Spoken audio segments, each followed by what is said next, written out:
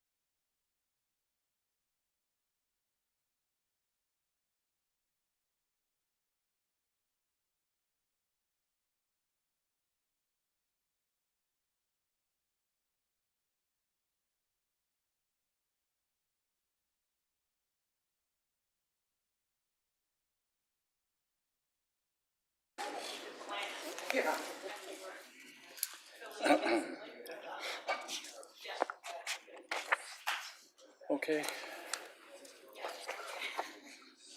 Okay, we're going to call to order the Planning Committee meeting for Tuesday, July 18. And we have a full agenda. And do we have anything to add to the agenda in the open? Nothing? Thank you. A motion on the minutes? Move seconded. All those in favor? Contrary carried. Next committee meeting is on September the 6th in this very chambers. The first item we have on the application form by Winston Chong Architect for rezoning at 8520, 40, and 60 Railway Avenue from a single detached RS1E zone to a low-rise rental apartment ZLR 47 Railway Avenue Blundell zone. And we've got three, Mr. D'Souza, Ms. Smith, Mr. Craig. Okay, Mr. D'Souza. Thank you, Mr. Chair. Nothing to add to the report, just a few highlights. The purpose of the application is to rezone the site to a new site-specific zone in order to allow the development of a 100% residential rental building consisting of a 4-story building containing 58 units for seniors. 50% of the units will be secured as purpose-built low-end market rental, and the other 50% of the units will be secured as purpose-built market rental. All units will be secured for seniors, maintained under a single ownership, and secured in perpetuity with rental tenure zoning. The proposal is in partnership with Richmond Kiwanis Senior Citizens Housing Society, a qualified nonprofit organization which will manage the units. The proposal also includes an OCP amendment to change the designation of the subject site from neighborhood residential to apartment residential. This is consistent with OCP rental housing policies that support site-specific density increases for developments that provide affordable and market rental housing to address community need. The project contains a mix of studio, one-bedroom, and two-bedroom units. The project will also provide shared indoor and outdoor amenity space for use of all residents, consistent with OCP requirements. 28 vehicle parking spaces are proposed, which is supported by a parking study and traffic impact assessment, which was reviewed and approved by transportation staff, including transportation demand measures. The project is required to be designed to achieve Energy Step Code 4. A servicing agreement is required for frontage improvements, servicing upgrades, and upgrades to the existing city-owned public walkway along the south property line. The project also requires a development permit application where additional design development will be reviewed. Happy to answer any questions. Are there any questions of staff?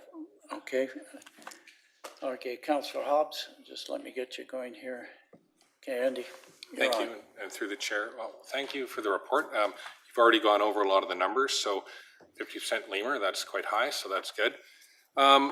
Without repeating too much of that information though, one of the questions I have just of staff, I'm not sure where this would go, is the lemur income for total household income seems to be pretty low. I mean, even if you calculated out what somebody would earn working full-time at minimum wage, would probably, two people would exceed that minimum income. So is that something that we update regularly, or can we look at that again?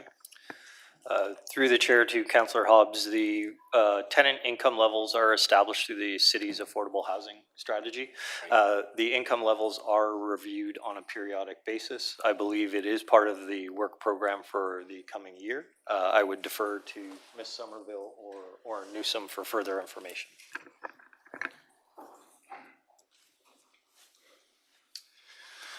Through the chair to Councillor Hobbs, I would just confirm that information. So reviewing the rents and income levels are part of staff's current work plan, and more information will be brought forward to council at a future date.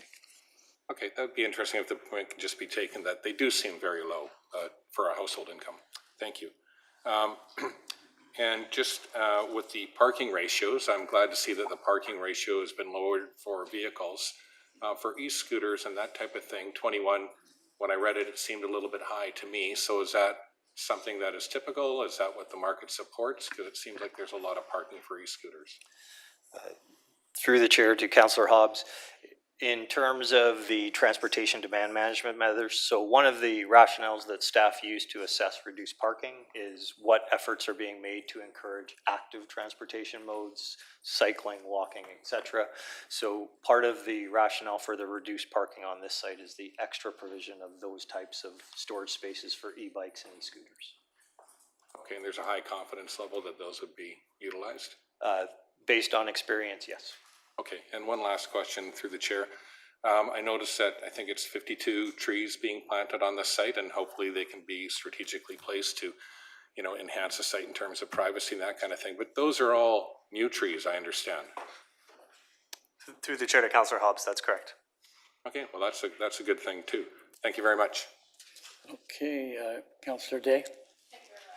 The chair, I just have a couple of questions as well. I'm pleased to see that 50% of the units are lemur units and the rents are low. I understand this will be managed by the Kiwanis Senior Society. Is that correct? Through the chair to Councillor Day, that's correct. Right, and I want to know a little bit about the vetting process to make sure that people who truly are in need are getting those 29 low-income rental units. Through the chair to Councillor Day, in terms of the requirements for tenants within those lemur units, they are required to provide a statutory declaration upon request by the city. The certified nonprofit is responsible for managing the tenant selection criteria. the city then verifies that through the statutory declaration process. The Kiwanis Housing Society does have a track record of operating this type of housing within the city. They do have the development on Minaru Boulevard, which they currently operate. See that, I was wondering if you were gonna mention that, the Kiwanis Tower, which has 300 affordable units on Minaru. I mean, if you go into the parking lot, you see a lot of Mercedes and BMWs. So I'm just wondering if Kiwanis is going to be making sure that the income for these people is reasonable. In other words, like I'd like to see, and I actually had a developer call me up and suggest that we do 3 years of income tax statements requirement for people going in. So we make sure through the vetting process that they haven't just liquefied their access. They're actually, for the last 3 years, have shown a low income. So can we, I know we were doing a referral already to make sure that we have a, we're looking at the possibility of having a housing, what did we call it? Councillor McNulty, was a housing director, to make sure that the proper people that do actually for sure have a low income are the ones who are going to get those very few and far between Lemur units. Through your worship, or sorry, through the chair to Councillor Day, staff do have on their work plan to conduct a statutory declaration process, which we will be doing to ensure that the program is being honored by the housing providers that have Lemur units. Should there be any units that are not in line with our requirements, we then follow the process of working with the housing provider to turn that around. Or there are opportunities for, should the tenants that are outside income limits to receive notice of tenancy, so that we can ensure that the appropriate tenants are being housed in those units. To date, and since our last statutory declaration process, we were at a very high compliance rate.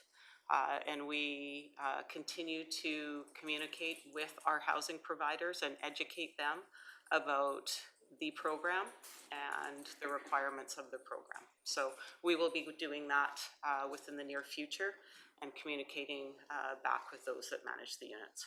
Excellent, that's really great to hear. And then just a follow-up question, I just want to confirm that the 4-story building, which is taller than the 2 stories behind it, will be 59 feet from the east property line, and that the parkade will be 20 feet from the east property line. Is that correct? Through the chair to Councillor Day, that's correct. So just to reiterate, 60 feet from the primary mass of the building to the property line and 20 feet from the parking to the property line. Okay, and then the top of the parkade would be a rooftop garden with a space for the seniors to enjoy outdoor space. That's correct. All right, thank you. Okay. Councillor Liu, Alexa. Thank you, through the chair. Thank you for this report. 2 questions. Looking at the plan, it appears like there's a big spot for a bus to sort of turn around in the back. That's where the buses are expected to turn around? Through the chair to Councillor Liu, that's correct. And all the deliveries are going to be made there, so I'm not going to run into any big trucks parked in front of in the bike lane? That's right. Okay, and then my second question is, have we considered within the Lemur, sort of, rather than maybe studios, having a shared kitchen and 2 lock-off suites that access the same shared kitchen, that kind of scenario, so that it's sort of like a 2-bedroom, you essentially have a roommate, but then you still lock off, you'll have your own little bathroom maybe, and you share a common space. Because I think that could bring some of the rates even down lower, still creating the same number of need for kitchen space, that kind of thing, and just create even more options for some of our seniors who don't necessarily have a spouse or somebody to live with, but then they do get a roommate, and maybe it is a better option. Have we considered that? Do we have a model for that to put that into the system? Through the chair to Councillor Liu, I would say that staff have received inquiries for similar types of housing or co-housing arrangements. To date, we have not seen any of those inquiries proceed to an application. But as people look for innovative ways to address the affordability crunch that the region is facing, those are the types of things which are being considered. Okay, can we maybe include that in our affordable housing strategy when we look to update it?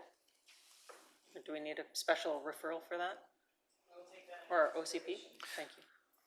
Thank you. That's it. Okay, Jack? Yes, well, first of all, I think this is a very good model. We have a mixed model, half. I just want to ask, do we have any other examples so that we can make reference to?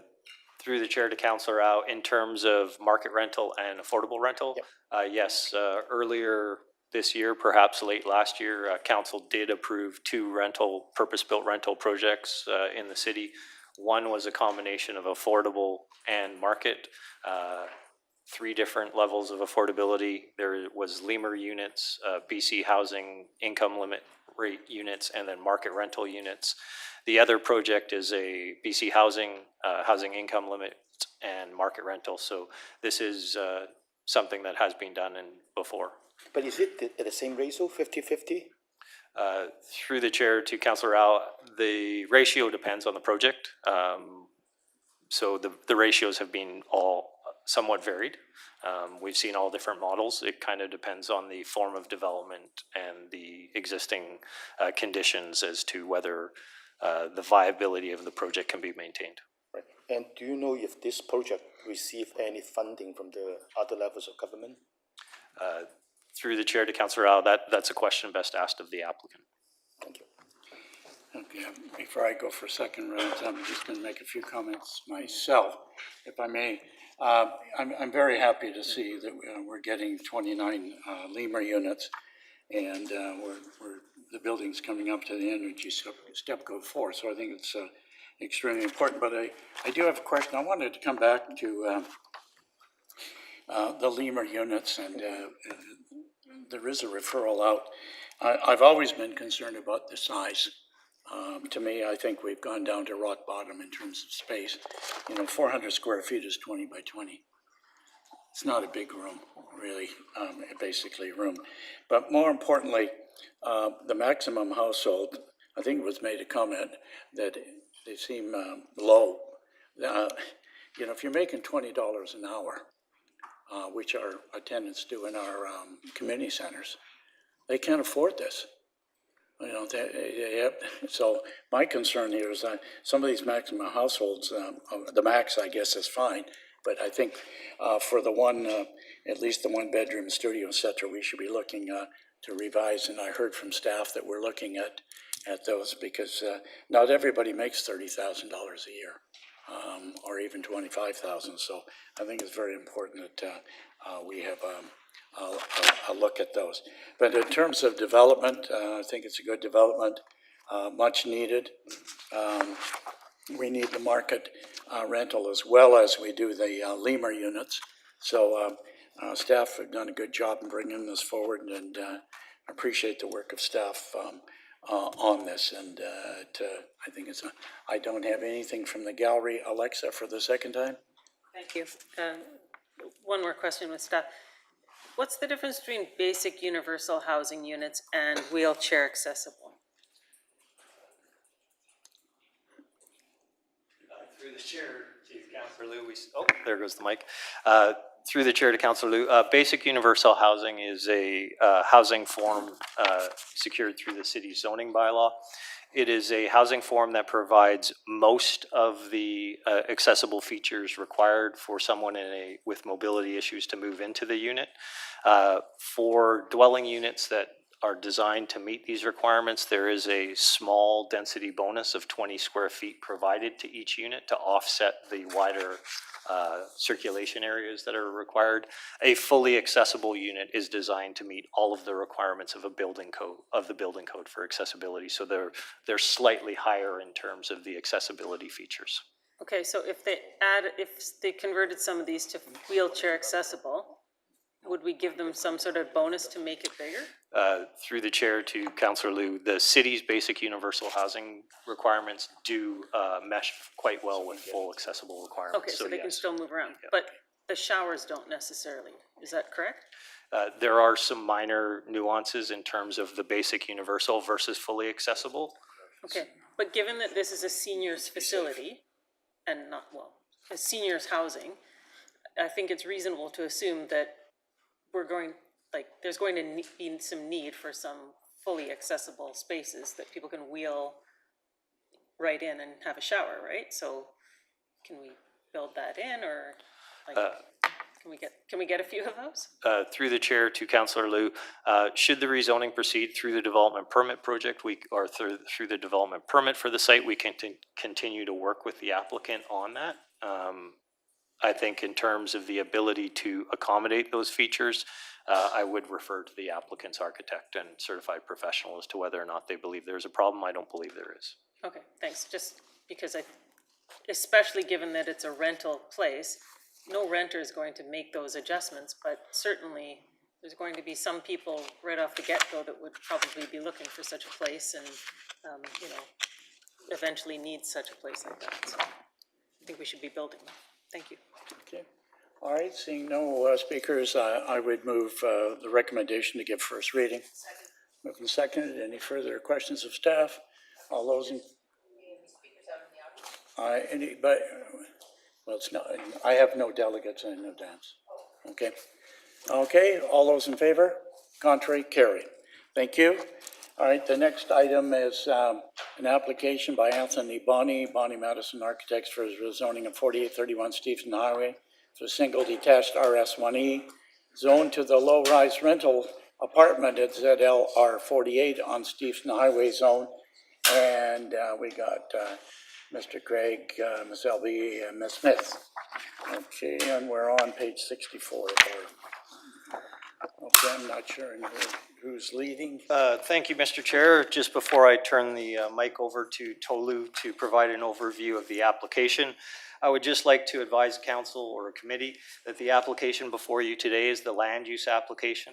The primary considerations of the land use application are the multifamily residential use, the rental tenure of the site, the building height, landscaping, and vehicle and bicycle parking.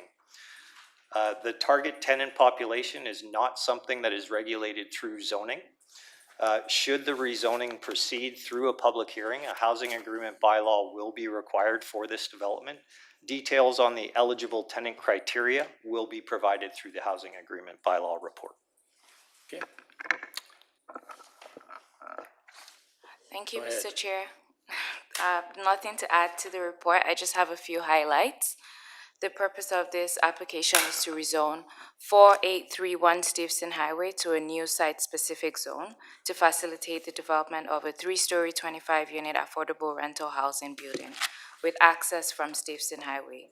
The proposed project is on land owned by the City of Richmond with funding support from the Canada Mortgage and Housing Corporation, as well as BC Housing in partnership with Turning Point Housing Society.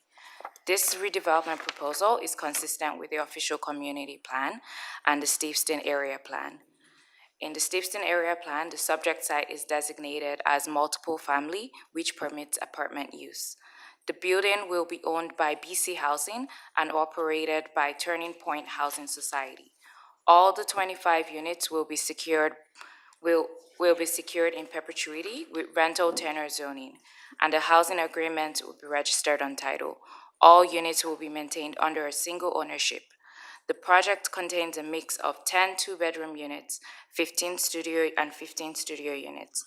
The applicant also proposes to provide shared indoor and outdoor amenity space for the use of all residents, consistent with the OCP requirements. The proposal includes 11 parking spaces, 5 of which will be reserved for visitors. The parking spaces will be located in a surface parking lot at the front of the building. The parking is supported by a parking study and traffic impact assessment provided by a registered professional transportation engineer. A letter provided by the proposed service operator also confirms the parking needs and the transportation demand management measures. These were reviewed and approved by transportation staff. Setbacks from neighboring properties have also been considered as part of the review. The proposed building setbacks are consistent with the requirements of low-rise apartment buildings. Site screening and building massing will be further reviewed as part of the development permit process.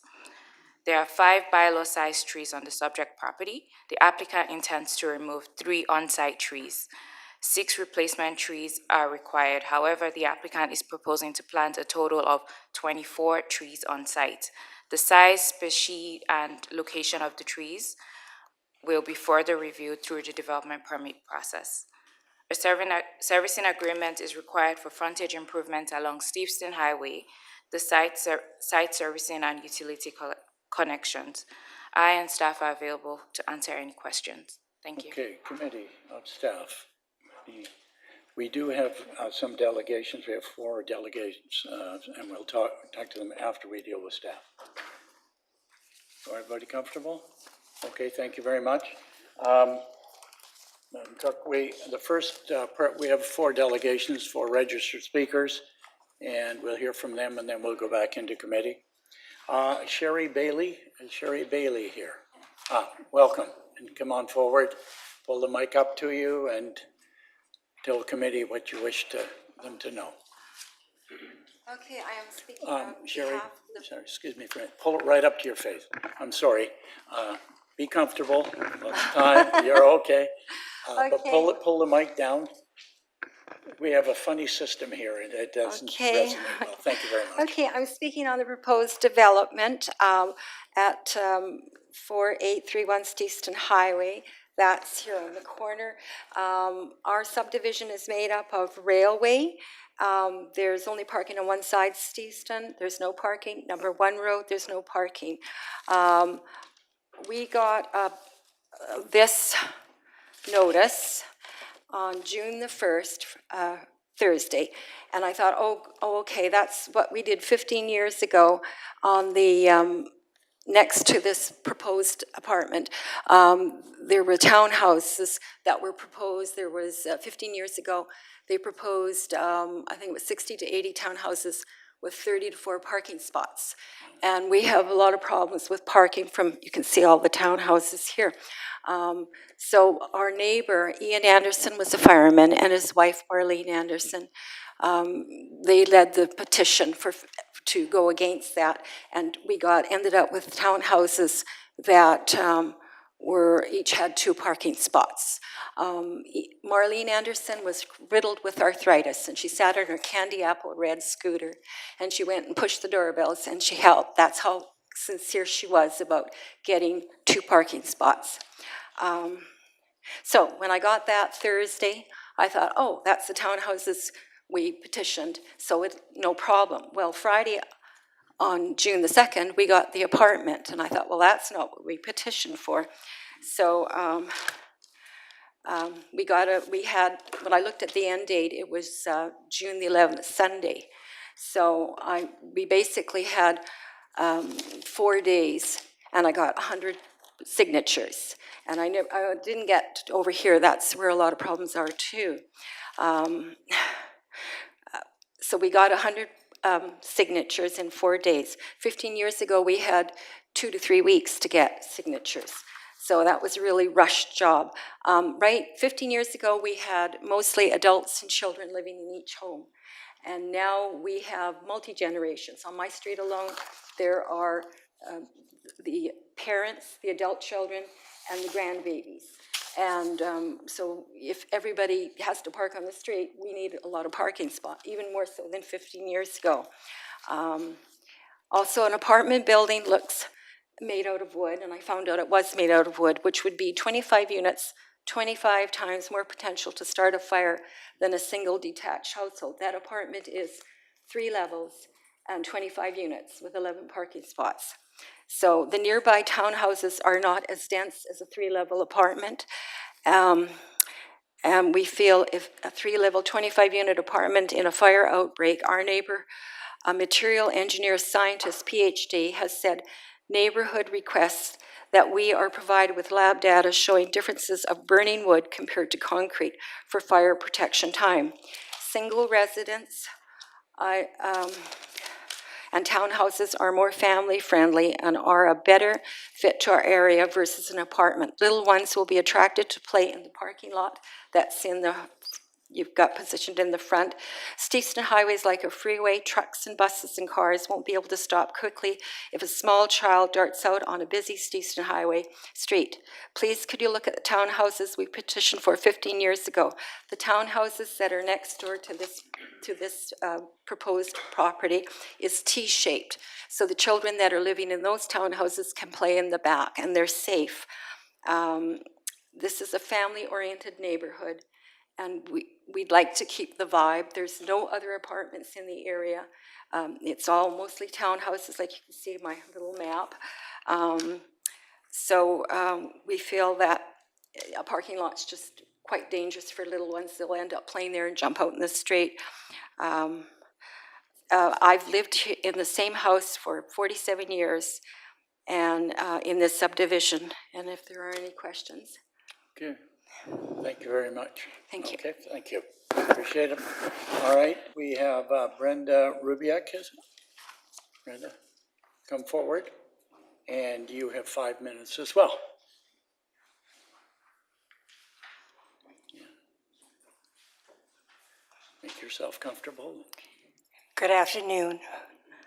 As this proposal, I'm against it for the fact I've been in my home for 43 years, and over the years, I've seen changes in the road traffic, mainly in front of my house. There's times when I can't even get out because I can't park on one side, can't park on the other side.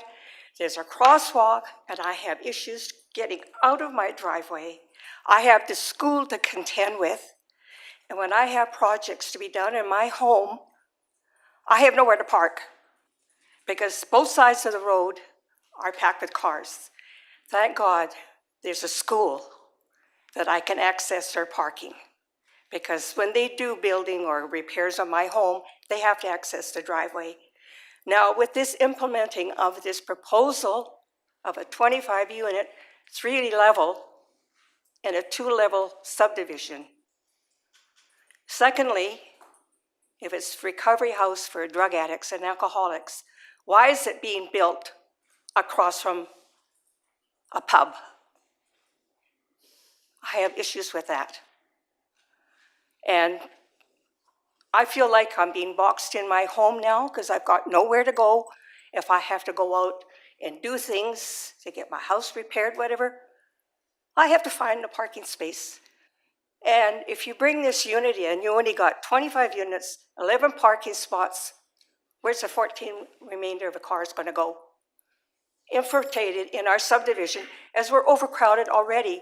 There's homes that have 4 cars to one house, 2 on the road, 2 in the driveway. You times that, but all the homes on the street.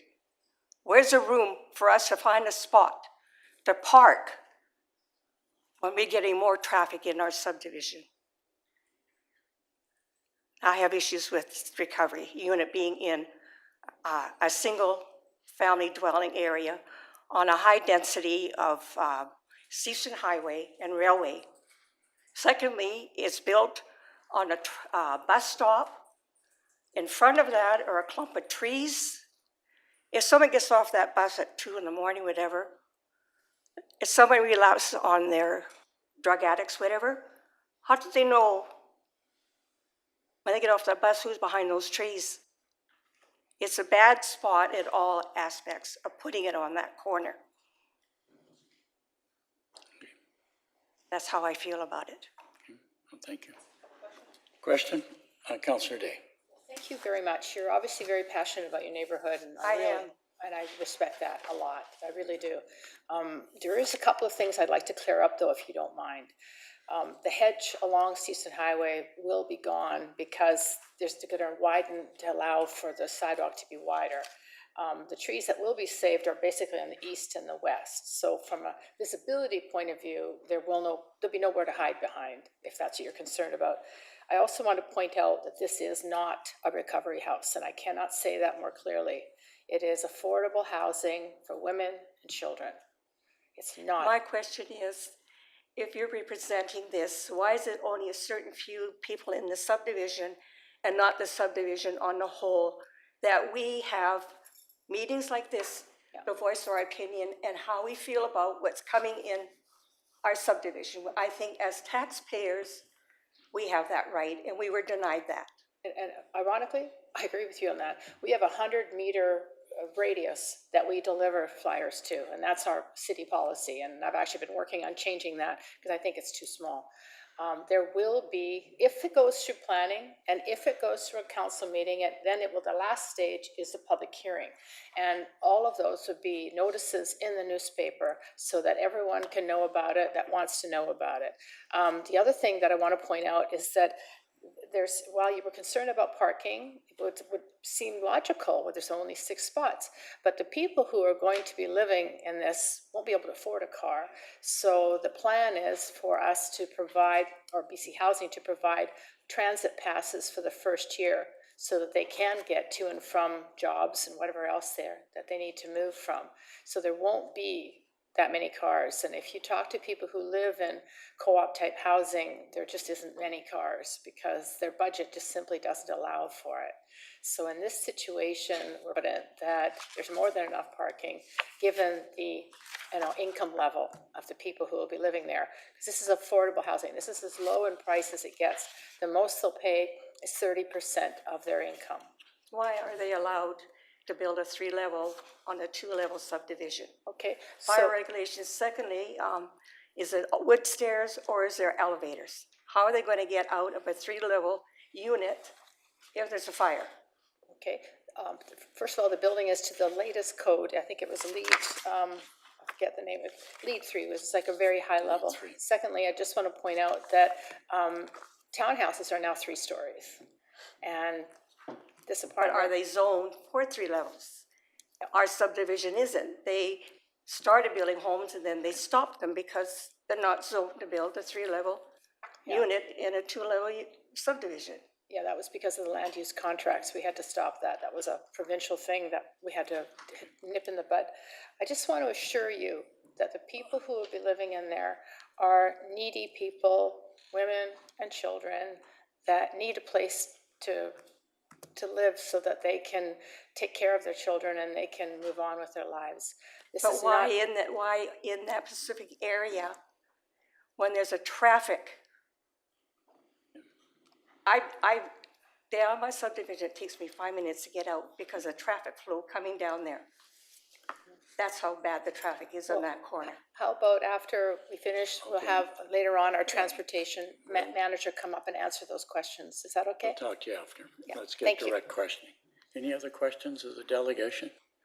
Okay, thanks very much. Appreciate it.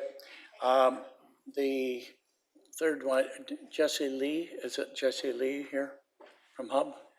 Yes, I'm online. Okay, sorry, Jesse. Hear me all right? Zoom. Okay, Jesse, Yeah. you're on.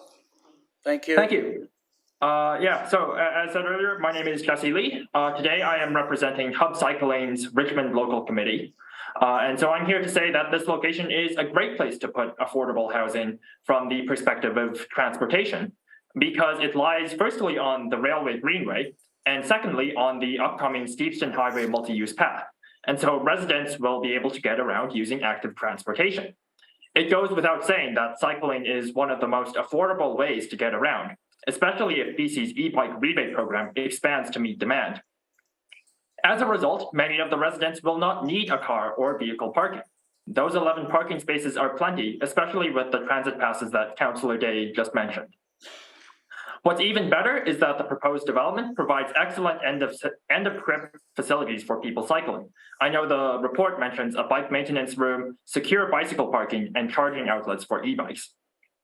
There's just one nitpick I have, which is that the report says there's no pedestrian access to the Railway Greenway. Instead, there's a cedar fence along the east side of the property. I feel like this is a missed opportunity to not have direct access, and this could easily be fixed by, for example, just putting a door in the fence near the back of the building. Not having to detour through the parking lot and onto the Steveston Highway sidewalk would just remove a minor pain point in using a bike to get around. Overall, however, I'm happy to say that Hub Cycling supports this project. Thank you. Okay, are there any questions of the delegation? Seeing none. Thank you, Mr. Lee. Appreciate your input. The next on my list is Jamie Liu, here in person. Jamie.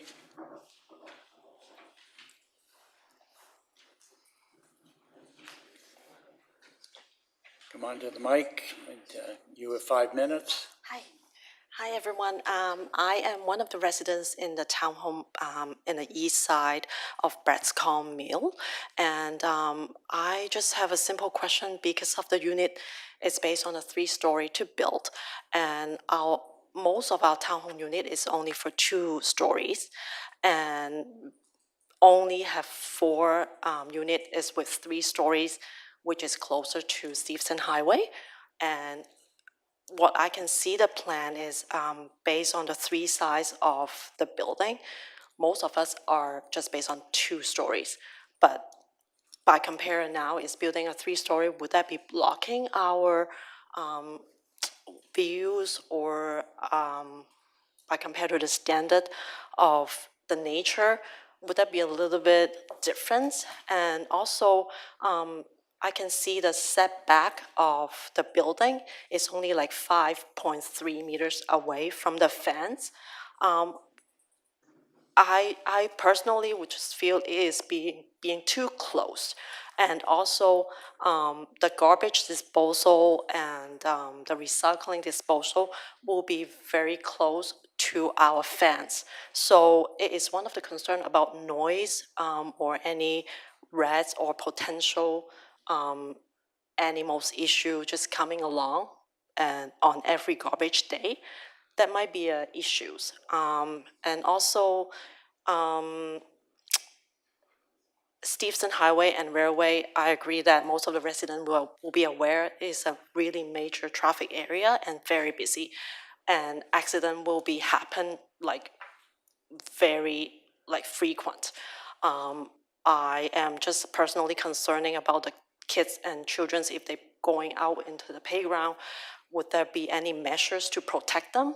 And the third point is for this type of building, if it is tailored for helping women and children go back to the community and then having a good commute to their work or like dropping off their kids before work, is there any daycare facilities or is there any easy commute for them? Because when I check the bus route, there are only 2 buses along Steveston Highway and Railway.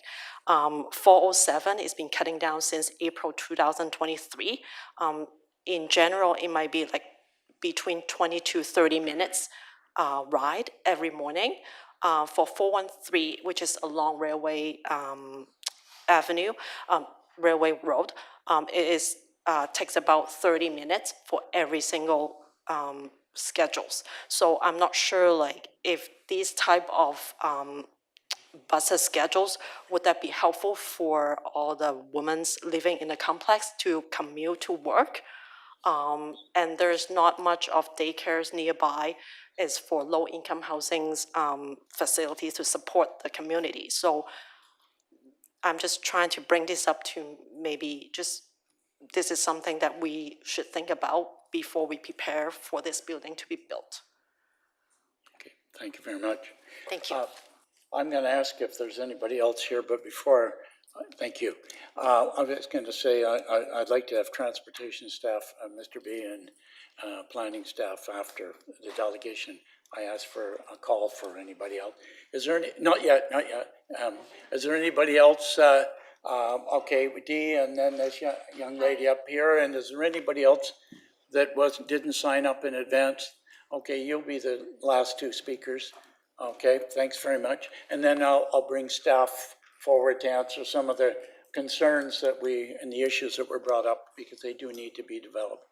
Okay, Dee, you're on and you'll just take 5 minutes. Thank you. My name is Deirdre Whalen and I'm a longtime resident of Richmond, 48 years and counting. I'm here to speak on behalf of the Richmond Poverty Reduction Coalition. We are a coalition of Richmond residents and agencies working together to reduce poverty and the impacts of poverty with research projects and public education. Our members include 11 local service nonprofit organizations, as well as lots of individuals. The members of the RPRC provide services and programs to Richmond's most vulnerable residents, and these include single parents, seniors, people with disabilities, people with mental health challenges, LGBTQ2S, folks, newcomer families, refugees, and others. Collectively, we represent thousands of low-income Richmond residents receiving vital services from Richmond residents. We are fully in favor of this rezoning. We have grown as a city from when I first came here, from 100,000 to 230 some odd thousand. We are an island. We've only got so much room. And and we have no problem with low-rise rental housing, especially if it's affordable housing for women and children. There's only 25 units here. These women are coming into their own. They will be living here with their families. And once this housing is built, these parents will finally have a safe and affordable place to call home and to raise their children. The site is close to transit and to schools and is located in the welcoming village of Steveston. We know that affordable housing allows low-income families to thrive and become active members of the community. This housing will change these families' lives forever. We're fully in support. We understand that right now we're just talking about rezoning. In support of that, all of the details about garbage collection and access and all of that, I'm sure will be ironed out in days to come. But we'd just like to register our support. Thank you. Thank you very much. Councillor Day. First of all, thank you very much for the work that you do with those that are so vulnerable. Have you got a waiting list of people that are looking for homes like this? For single parents, I don't know of those numbers, but I do know that the list for Richmond households trying to get into BC housing, which is subsidized, is well over 1,100 families, just in Richmond alone. So the need is there. And from the anecdotal reports and stories that we have through the agencies and the clients that they serve, this is much needed. This is much needed housing. And I liked what you talked about with the lemur as well, because we need much more rental housing and much more affordable rental housing for people in need. They want to stay here. A lot of them have lived here all their lives. They want to remain here and they want to contribute to the community.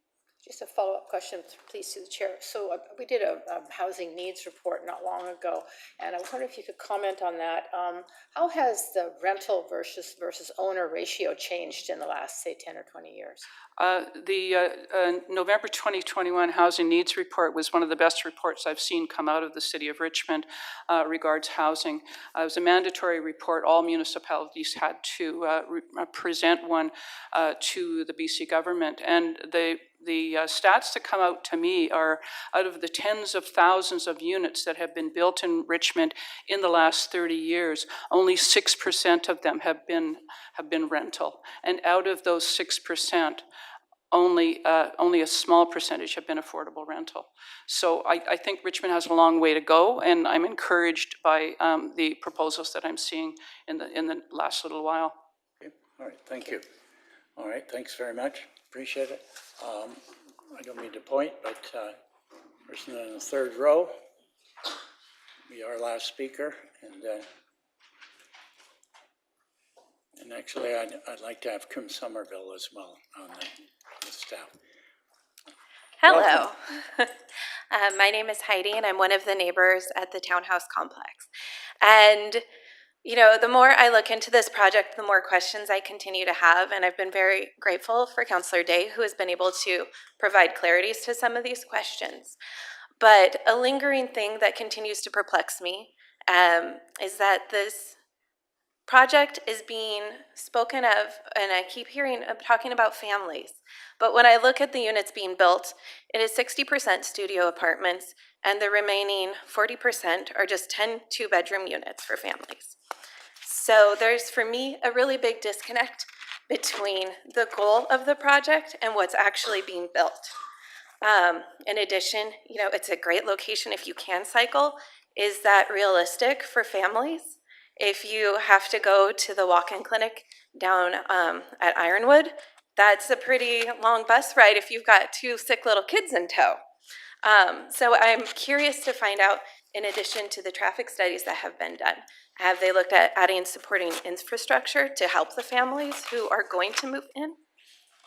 Have we looked into providing more housing that is family focused as opposed to studio housing? I know I asked Councillor Day, I'm curious if Turning Point Housing Society is going to be using the national occupancy standards as they fill these units. Because if you are using the national occupancy standards, I know that the studio units can only house one person per unit. Even a couple in a studio is considered underhoused. And then for the 2-bedroom units, they really can't hold very many people if you are following these standards. For example, if you have children over the age of 5, a boy and a girl, according to the national occupancy standards, they can't share a bedroom. So that could be a barrier for entry for many families who need this housing. And in addition, this is sometimes used for custody battles. So if a mother's trying to secure housing for her children, she can't get custody of her children because she doesn't have the right housing, but she can't get housing because she doesn't have custody of her children yet. So just making sure that this plan is set up to genuinely support the women who are going to live here, and potentially looking at how we can facilitate more families in this space, because it is a family neighborhood, and I think it's important when you create something in a neighborhood to try to keep that character and the values of the neighborhood as well. I am for the affordable housing. I just want to ensure that it's, being done in a way that's going to make the most impact for the most people. Thank you very much. Thank you for your presentation. I'd like to. Thank you. Wow, that's great. National occupancy limits. We're going to be grilling staff on that. Thank you for that information. So the forming character is for women and families, not just women that are families. So that's why there's so many studio apartments, because we want to make sure that we support them. And I'm pretty sure, but we'll ask Ms. Somerville when she comes up, that if you are... The question, Yeah, the question, Carol, please. Relax, everybody. Jeez. No. My Please ask a question. My question is, are you, since you live in the neighborhood, there's a school, and I guess maybe you have children. Is there enough occupancy in the school for new students? I don't know about that. Yeah, Oh, that's a great question too. Yeah, okay. Thank you very much. All right, I'm going to ask, thank you very much. Seeing there are no other speakers, I'm going to ask our professional staff, what you heard today were opinions. I'm going to ask our professional staff to give us points of view. I'd like Mr. Craig, Mr. B, and Ms. Somerville, whoever could answer the questions, and I have some questions that need to be answered. And these are the answers that are coming, not our points of view, okay? Each of us have them and what have you. I'm going to put it, let's start with the clientele and who is it, and the process by which the clientele will be selected to go there, because I think that's a question that people have, and how will they be scrutinized, what's the process, et cetera, et cetera. I'll give all my questions and then you can formulate. The second would be, there were issues brought about parking, et cetera, on Steveston Highway, et cetera, and how residents can deal with those which are actually germane, or and some of them not germane to the development. And the third, to whoever, given, and then we'll have our discussion after, is where this fits in terms of sizing and whatever, and whether we could put townhouses there, what other development could come there that would be a lot different than this, given the size of the lot. So maybe Ms. Somerville, maybe we could just talk about the clientele and who is actually there, given Turning Point is the provider. And I think we have to understand that our policy is we always, at Lemur and other, we always find a provider that's a nonprofit organization, as we did in the first application today, that was a success, taking over that, and we do in other projects. So the floor is yours. Thank you, Mr. Chair. Turning Point Housing Society is the provider. They have a reputable experience within the community. They also operate units within Stories. The units are intended for women and children. And so Turning Point, through their mechanism of applications, will be vetting applications for women who are in need of affordable housing. This is for individuals that may have been homeless or may be at risk of homelessness. Turning Point Housing Society will work with local agencies and providers that are in the community, and also women who may have gone through a recovery program and are advanced in recovery and are looking for stability and safe, affordable housing. Okay. I just thought, are there any, given Turning Point, if I may just interject here, I come from, thank you. How does this particular potential building differ from Nova House? We all know about Nova House and what it does as well. Through the chair. Nova House is a shelter for women fleeing violence. The Rapid Housing Initiative project on Steveston Highway is stable housing. It is housing units that will become people's homes. So there may be individuals that are in the shelter system or have insecure housing that will be looking for housing, and Turning Point will go through an application process to vet potential applicants and tenants for this type of housing. Okay, thank you. Okay, Mr. B, maybe we can go about Steveston Highway problems. Mr. Chair, Steveston Highway, it is a arterial roadway. It doesn't have parking on it, like the nearest neighborhood parkings, over a block away from here on the west side and along Railway Avenue on the east side. I don't have any comments about the parking issues that we've heard described here today in the neighborhood. We can go and have a look at that as staff, but it sounds like if there are problems, those are existing problems. They should get in touch with you if they have problems. Okay. Yep. Mr. Craig, sum it up with us. Through the chair, I'll just, I think, comment on a number of the questions that were raised. In terms of fire safety, this building will be required to be sprinklered in accordance with the BC Building Code. There are exit stairways north and south, as well as elevator access throughout the building. In terms of the compliance with this project and the official community plan, this site is designated for multifamily development. The multifamily designation within the Steveston area plan does allow apartment-style housing. This is a 3-story building. The adjacent townhouse site to the west does include a mix of 2- and 3-story buildings. In terms of the garbage and recycling that was mentioned, the garbage and recycling pickup is suggested to be located on the western side of the building. There is a combination of interior space and exterior space for those utilities. Through the development permit, there will be further design development around the provision of those spaces, the screening of the development to the west, and we will also be able to provide further information about delivery times anticipated for garbage and recycling pickup. All right, now, okay, thank you very much. Do we have questions of staff here, or can I move into committee? These are questions of staff. Yes.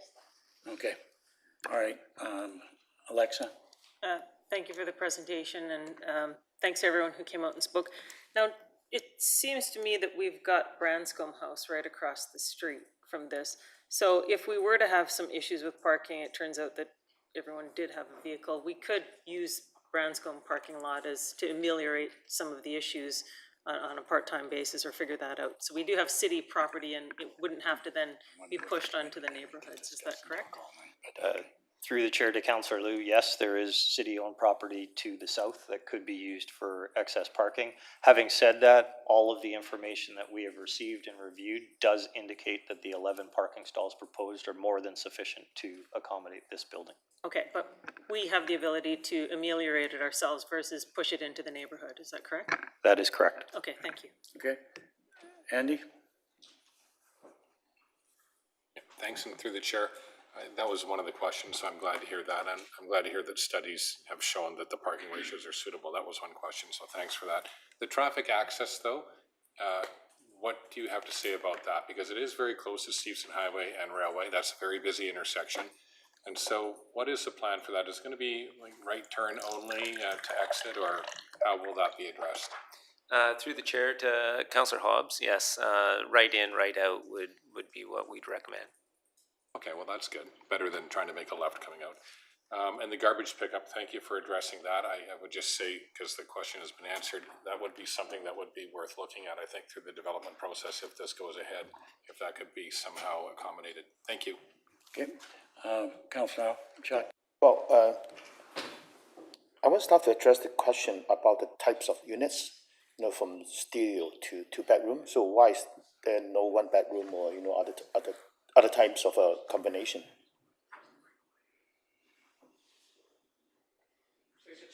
Through the chair to Councillor Au. The housing is intended for single women and women with children. So the mix we were trying to do as we were working through the development was to ensure that we could provide as many units as possible.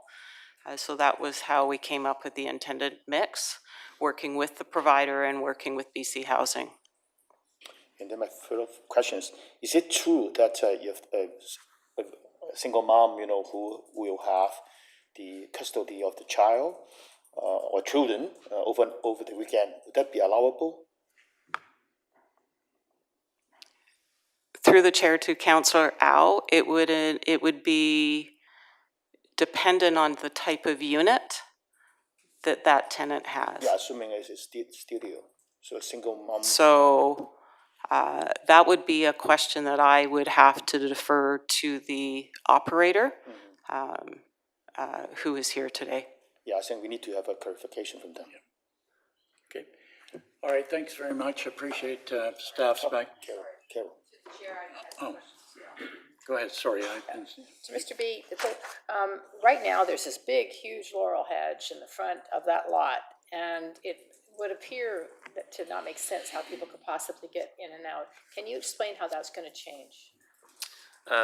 Through the chair to Councillor Day, that would have to be determined in detailed design. We would review the sight lines and how that works with the driveway, and ultimately, there could potentially be some trimming involved, but there are many driveways that have similar hedges near them, and we still seem to be able to meet the sight line requirements.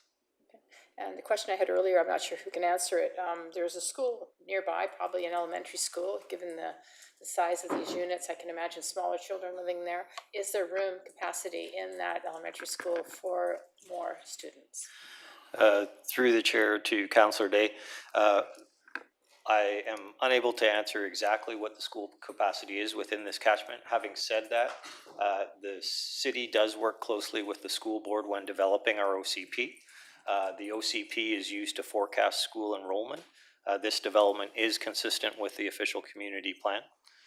Should it proceed through the rezoning stage, the school board will be notified as part of the school site acquisition process that this development is coming for their ability to adjust and forecast school enrollment. And then the gentleman from HUB, Mr. Lee, I think it was, asked about why there isn't any access to the railway corridor. Do you have any comment on that? Yes, through the chair to Councillor Day, this was looked at in consultation with the Parks Department. There were a number of reasons why we did not believe that direct access to the Greenway was in the best interest of the Greenway itself and also the residents. This site frontage is very much on the corner of Steveston Highway and Railway. If we were to introduce a mid-block connection, it does increase maintenance requirements within the greenway. It also creates a turning conflict with transportation or people cycling along the greenway. Given the proximity of the frontage of the site to the controlled intersection at Railway and Steveston Highway, it was felt that using the controlled access was a much better situation. Let's run away, kids. Thank you so much. Okay, thanks very much, folks. Appreciate your background. Okay, I'm going to put it back on the, excuse me, on the floor. There is a recommendation here, and it is to, this is a land use policy, and we're coming back to land use to go from single detached RS1E to low-rise apartments. It'd be introduced and given first reading, and I would so move it. Second. It's moved and seconded. I haven't said very much, so I'm going to, seems everybody else wants to talk, so I'm going to just say, let people know the process. If this resolution is passed, 1 month from now, we will have a public hearing here in this very room where people can also come and speak and get on the list to give us their points of view. But more importantly, on the application that's on the floor, it's critical that we look at housing in this category wherever the city has property and the city has a partner. And we're dealing in this case with some of the most vulnerable. And I remember when we voted the Nova House in, and for those that were around, and we put that into the mixture, and it has been one of the most successful projects we've ever had in the city, and supported by many of the nonprofit service groups as well, because it deals with women only, and women and children. And that's a vulnerable area that the city has not, and society in general, have not put as much effort into it as we have, and I think we have to do it. I was quite pleased with the response I got from our staff about the application scrutinization and process of people going in there.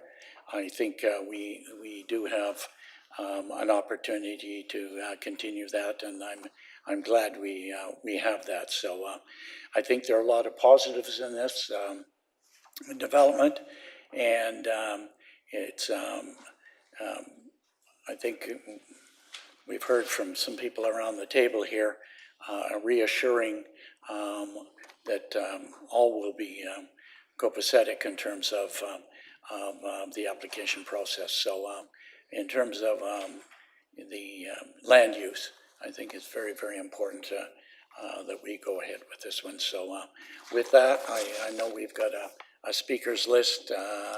Carol again. Thank you very much. I mean, obviously, there's always questions when you want to do something different in a neighborhood, and I do want to look into the national occupancy limits. I think that is an important thing. I believe that if someone has shared custody of a child, they probably can stretch those limits a little bit, but we'll look into that. We already know that there is some traffic issues in the area. This isn't going to change that. I believe it's a good point that Councillor Liu brought up, that we do have Branscombe House across the way. So if for some reason those 11 parking spots weren't enough, then we could certainly accommodate it there. I'm wondering if, and I had a letter here about Mr. Paul Partridge asked about, hey, what about giving them garden plots so that they can grow their own food, since the gardens are right there? And that's something I want to look into as well. I also want to double check that the local school has room. I believe they do. I'm really pleased that trees are going to be saved on the east side and the west side, because privacy is important to everybody, and making sure that we don't overburden the complex that's just over to the west, which it doesn't look by the map it's going to do at all. Yeah, the bus service, well, we're always complaining to TransLink about bus service to try to increase it. Having said that, we heard from Hub and others that there is pretty decent service, and it can always be better. Now, the next step is that this will go to council next Monday, and this is only 5 people on the planning committee, so all 9 members of council will make a decision, and then if it gets passed there, as Councillor McNulty points out, then it goes to a public hearing. There's always a time and a place to get your questions answered, but the really great questions that we got asked today are gonna help us get there to the next level. So I'm gonna support this because I think it's too important not to. We have over 1,100 families on the waiting list for BC Housing, and this will go a long ways to helping some of those people. So I'm gonna vote for this today. I'm looking forward to hearing what the rest of council has to say on Monday, and I'm certainly really looking forward to hearing what the answers to some of the questions that we asked staff as we move to the next level. Okay, Councillor Liu, Alexa. Thank you, through the chair. Thanks for everyone that came out and spoke. And I know that at first blush, looking at this and the notes that came out to the public, it certainly created a lot of questions. I know I had a close friend of mine call me and say, hey, what's going on? I see Turning Point is doing this. Why is it Turning Point? You know, I've looked it up on their website and they support people with addiction, so why is it Turning Point? Well, the reason the city's partnering with Turning Point is because they have the capacity and the capability to stick handle this project. It's not a recovery house. We are not expecting any drug use at this location. This is a hand up for women and women with children in a safe and secure space. We have plans to work around any parking, and we have the availability of other spaces to support parking. So we don't expect any parking within the neighborhood. That's absolutely for sure. I think most people would support this if they, having thought about it further. I do know that, like I said, at first blush, Turning Point seemed like, well, why are they the people doing this? They're the ones that have the capacity to do this at the time. There was an opportunity for funding. The city had a piece of land. All the partners came together quickly. Sometimes some of these projects can take years to come together. That Stories project, how many years was that in the making? Many, many years. Lots of things going on. It took a long time for that to come to fruition. There's a lot of people being supported there, a lot of people being housed. It's the ability to pull it together quickly, to put together a good project. We think this is a good project. I haven't heard anybody on council speak against it because this is something that's near and dear to all of us, and that's something that we want. So I will be supporting it, and I hope everybody supports it and understands, and we hope it's a big success. And we expect it to be a big success. Okay, thank you. Councillor Hobbs. Thank you, and through the chair. Well, thanks for all the comments that we've heard today. We are in a housing crisis in Canada and BC and Richmond, and housing is not affordable. Rental housing is its own issue. And the concerns we've heard today are all understandable, and I think as we move through the process, if this goes forward, I think a lot of those can be addressed through the development permit, and I hope that is true and that will happen. I'm confident that it is. A lot of the people looking for housing, rental or otherwise, are, as we've heard from some people, sometimes long-term residents of Richmond. And this project is geared towards addressing the needs of one of the most vulnerable groups in our society, women, whether they're single or whether they're women with a child or two. And I think that is something that we should all be able to get behind. I think staff are going to work hard and council will work hard to make sure that this works. There will be agreements in place with this project if it goes ahead that will help to make that so. I think the location, as far as land use goes today, is suitable for that location and is targeted towards being higher density.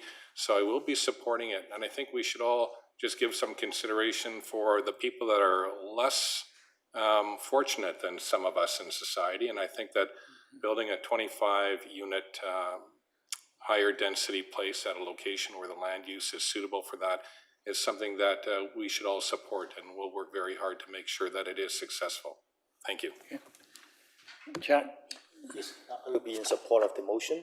I think, first of all, you were talking about land use here, and the proposal fits into the OCP and the Stevenson area plan, and it will become, you know, a multi-family units anyway.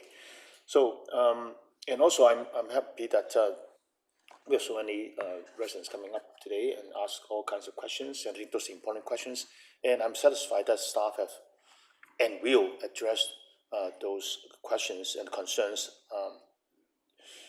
now and in the future. So with that, I will support everything. Okay, thank you. All right, I will also support it and echo all the comments that were on the table. I don't think any member of council is opposed to this aspect of it, because we do have to provide safety and security for those that are in need here. And I think we have to change our mindset.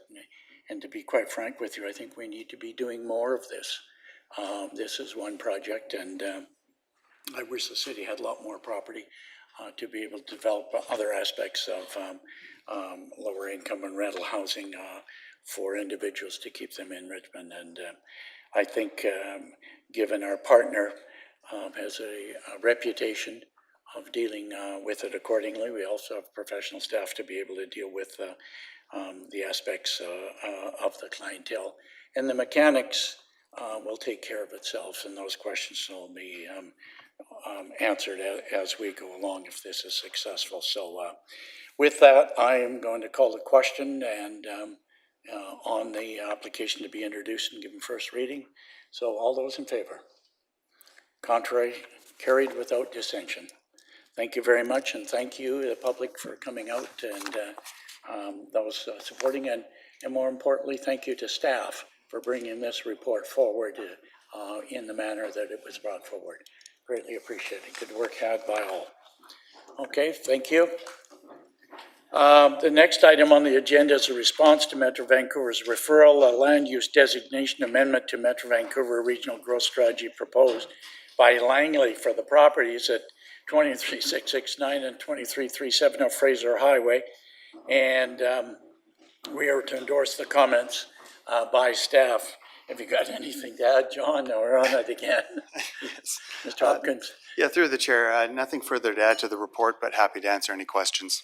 Do we have any more questions? I think we're okay. We've given a letter already, and staff have done a good job on it. So I would move the recommendation. Seconded. All those in favor? Contrary? Carried. Great job. Thank you.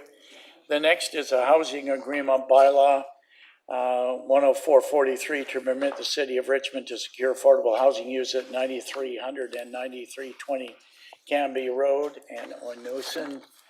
Newson, the recommendation is be given first, second, and third reading. Do you have anything to add? Nothing further to add, Mr. Chair. Happy to take any On questions. that? Carol? Gotcha. Hi, thanks. Will Westermark be managing it? Through the chair to Councillor Day, yes, they will. Thank you very much. Did it? Seconded. All those in favor? Contrary? Carried. Okay, the next item is the City of Richmond Youth Strategy. Recommendation is it to be adopted. And it's good that we have one again. It's up to date. Anything to add to that, Mr. Thank you, Mr. Chair. I have nothing further to add, and I'm happy to answer any questions. Okay, good report. Excellent. Well done. Alexa? Thank you for the report. Thank you for everything in it, actually. When I looked at, the list of things, giving them the voice and all this other stuff, what I didn't see was identifying and overcoming barriers to participation. So I know for sport, for example, sometimes one of the issues is getting kids to the sports and getting them home again after. And so is this something that's being addressed or thought of, or some sort of collaboration to support getting kids to and from the events? Through the chair to Councillor Liu, within the opportunity priority of the strategy, there are a number of different actions related to enhancing youth participation in activities. And as the implementation plan is developed, those will be broken down into more nuanced steps, including looking at barriers to get access and getting youth to the places that they need to participate in programs. Okay, because I know, like, anecdotally, well, no, I know personally, we were out door knocking for our campaign. There was a family, they had recently arrived, they were staying in a developer's house that was slated for demolition, but they were staying there for a couple of years. They got to stay there for a couple of years. They had 3 boys, and one of the boys wanted to play soccer, and so we got him the kids sport grant, we got him shoes, we got people to donate stuff, and I saw the mom some months later, and she's like, I just can't get him there. you know, I'm trying to make dinner for my family, my husband's not well, I have a 12-year-old that needs to get to either Hugh Boyd or to Minoru in the pouring rain in the wintertime, and I can't do it right at dinner time. Like, so, you know, when you look at that, you're like, we've got all these pieces and we're almost there, we're almost to the finish line, and, you know, somehow we're dropping the ball, and it seems heartbreaking that if that's an access piece, if we can get through that, I think that would be amazing, because I know we have things like our Angels program, I know we have rules around, you know, driving kids around, obviously, but there's got to be something we can do to support this within Richmond to get kids to where they need to be so that they can participate in these things. Okay, good. Carol. Very much to the chair. What a great report. It's easy to read, the pictures are always helpful, and I was really impressed on page 292 about the 5 strategies: the foundation, voice, collaboration, opportunity, and awareness. It really seems like we have thought this thing through. My question is, this is from 2022 to 2032, that's 10 years. Is this a living, breathing document that can adapt if something should happen that requires us to adapt with the times? Through the chair to Councillor Day, yes, there are some actions identifying regular review of the strategy, including reporting out to council and the key partners that we work with in the community. And so we do envision this as a very much a living, breathing document where updates will be made as necessary throughout the lifetime of the plan. All right, thank you very much. Okay, Andy? Thanks, and through the chair, thank you for the report.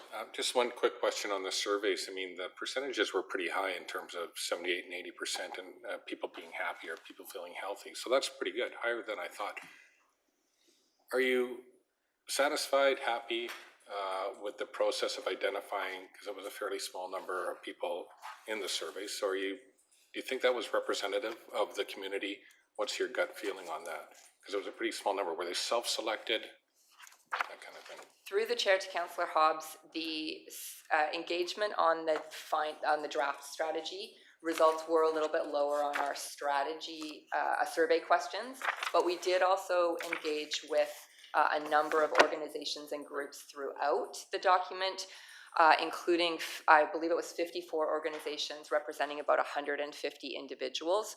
Those individuals all have contact with large numbers of youth in our community, either as youth themselves, as family members, or as service providers. And so I do feel like we managed to capture a representative sample of the opinions of Richmond residents with regards to this strategy.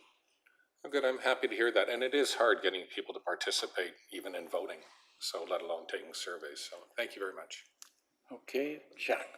Yes, thank you for the report, great report, and I also support the directions and the action plan. However, I think some of the information in the report is really concerning, and I think we need to have further research and study of the reasons behind. For example, on PLN 322, indications of health, youth development, and well-being, only 18% of the Richmond grade 8 students feel that they're positive about their well-being, whereas the provincial average is 25. So there's a big gap between. So I think we need to explore further why are we below the average in this feeling of well-being. And of course, we have also a higher percentage of kids at grade 8 feeling that they are not have a positive sense of well-being. And also on PLN 325, saying that 44% of students indicated that they have at least 2 important adults at school in 2018 and 2019 survey. And then in 2020 and 2021, during the COVID-19 pandemic, the number dropped to 26%. This is understandable, because I think they have the more online school time during the pandemic. So it's understandable that it dropped to 26%. However, what is concerning is that it's still lower than the provincial average of 34%. I think those are the things I think needs further exploration. what I like about the changes being made after the consultation is that we have new action, two more action plans, and also we are putting more emphasis on the mental health of the youth. I think this is the right direction and the right thing to do. But as I mentioned, some of the things are still concerned. Okay, take it under advisement. All right, thank you very much. Any other questions? None? The motion, I moved that we adopt the report. All those in favor? Contrary, carried. Thank you very much. Okay, we have a social development strategy report, and it is to receive for information, then put on the website. Been moved and seconded already. Anything to add? To the chair, I have nothing to add to the report. Happy to answer any questions. Okay. Carol? You're on. I thank you, great report as well. So there are 53 action plans or actions that are ongoing or in progress. So that's a lot. It must be hard to stay on top of that. But I do note that the report was from 2013 to 2022. So it's expired. And it mentions in the report that the city is working on a new social development strategy. Will we continue working with this strategy until the new one has been created? Through the chair to Councillor Day, yes, this strategy continues to be relevant until we have the draft strategy presented to council. Okay, and is there some reason for the delay that we didn't do this last year so they could be continuous? Through the chair to Councillor Day, we did bring forward an additional level just over a year ago. It does take some time to vet consultant, to bring the consultant on board, and then to go through the engagement process that we need to go to. So often there can be a bit of a lag of about a year before another strategy is brought forward. We do try our best to line them up. However, what we do see when we do updated strategies is that they are often a continuation of the work that has previously been done. So good things are worth waiting for. Thank you. Okay, I just want to make a comment. If we highlight page 389 and 90, it shows what, and I don't believe we should live on our laurels, but where we've come from as a city and where we're going. I think once we continue to build on all that has been accomplished over the last short time, although it was 10 years, just like the youth strategy, we're moving in the right direction. And as I always used to say in the school system, when the new grade 8s come in, that's a whole new generation of students. They are not the same as you move up. Every group is a new generation. And with the youth, it's also in the same way. And this is a new generation of achievements. And we have more to do. And staff have done an outstanding job in bringing this forward, and I think we should be sharing it with all our partners as soon as we can after Monday night, I guess, once it's passed council for officially, but I think we can do it now. So with that, I would move the two recommendations. Seconded. All those in favor, contrary, carried with thanks. Okay, managers' reports. No? Come on, run down, come on down. All good. Thank you. Yes, just through the chair, providing a quick update on Rosewood Village, which is owned by BC Housing. So we've provided a brief update before. This is in the 8200 block of number 2 Road in Blundell area. There's currently 138 townhouse units that are affordable housing for seniors and those with disabilities, and BC Housing is looking at redeveloping the site, potentially with over 800 units, but looking at 100% rental. Just staff have been working with BC Housing in pre-application in preparation for them to make an application. Just wanted to make you aware they have been engaging with their tenants on site about the potential redevelopment, as well as some of the community in the broader neighborhood, just in case you hear anything, but we're working towards getting a formal application in hopefully end of summer, early fall. That's it. That it? Good, appreciate it. Any other question? Alexa has a question up here. Thank you. Through you to staff. thank you for the information. If they were to go to redevelopment, how quickly would it be redeveloped? I just think, you know, when you ride over by Nat Bailey Stadium, those old projects that got torn down almost 20 years ago at this point still haven't, like, some of them are being rebuilt, some were rebuilt, but there's still that huge field of nothing going on for 20 years. We don't want that to happen here, clearly. So how quickly might it turn around? Yes, through the chair to Councillor Liu, in terms of the city's portion of involvement, which would be the rezoning and development permit process, the city does have a fast tracking process for 100% rental projects. So we would move that to the top of the list to get things reviewed and get it through and forward to council for consideration. The second piece to that, of course, is how quickly BC Housing works through their funding and their construction. They are quite motivated in terms of timelines as well. I do not know their exact timelines at this point, but I do understand that that they're not looking for this to be a long-standing project. They're looking to get this underway as well. Thank you. Good. Anybody, Carol? So pleased to hear that we're going to fast track. That's fabulous. My question is, any idea of the possible numbers that we're looking at with a revised complex? Because that's a huge property. Yes, through the chair to Councillor Day, we don't have definitive numbers. It is still pre-application. They still need to make an application, but they are looking in the neighborhood of 800 and above, and a mixture of wow, densities. That's exactly what we need. Thank you. Great news. All right, anything else?